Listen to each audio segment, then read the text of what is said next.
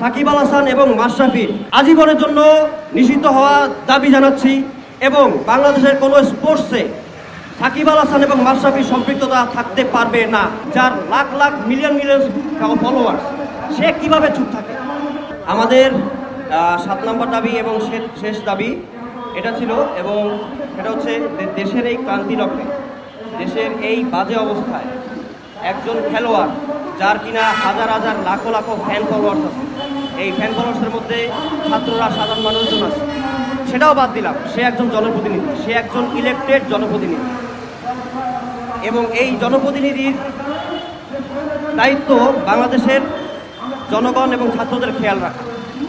সেই অবস্থায় যখন ছাত্রদের উপরে স্বৈরাচার গভর্নমেন্টের অর্ডারে গুলি চালালো, এই ছাত্রলীগ যখন দাঙ্গা করে গুলি চালালো, তাদেরকে হত্যা করলো, তাদের লাশ রাস্তায় পড়েছিল, সেই অবস্থায় একজন জনপ্রতিনিধি, বাকিদের কথা বাদই দিলাম, একজন সেলিব্রিটি জনপ্রতিনিধি যার lakh lakh million million followers, সে কিভাবে চুপ থাকে? আরও প্রিসাইজলি যদি আমি বলি, Shakib Al Hasan, how can he post something where he is saying that I am having very good time in Toronto? মানে are you kidding me? মানে এটা কোনো কথা? ড্যাম কেয়ার, এইটা ড্যাম কেয়ার? মানুষজন বাংলাদেশে মরতেছে আর আপনি আছেন সুন্দর টাইম নিয়ে, আপনি একজন জনপ্রতিনিধি। বাংলাদেশের ক্রীড়াঙ্গন থেকে সাকিব আল হাসান এবং মাশরাফির আজীবনের জন্য নিষিদ্ধ হওয়া দাবি জানাচ্ছি এবং বাংলাদেশের কোনো স্পোর্টসে সাকিব আল হাসান এবং মাশরাফির সম্পৃক্ততা থাকতে পারবে না। এটা আমাদের শেষ দাবি, এবং এই আন্দোলন আমরা চালিয়ে যাব। আমরা খেলোয়াড় মাশরাফি, খেলোয়াড় সাকিব, খেলোয়াড় হ্যান ত্যান, আমরা এই এত বাদ বিচার করতে যাব না। একজন খুনিকে সায় দিচ্ছে, চুপ থাকতেছে, সেও খুনির সমতুল্য, তার সেম দোষ আছে। আমরা কোনো খেলোয়াড় বা মানুষ হিসেবে কাউ কোনো বিবেচনা করব না।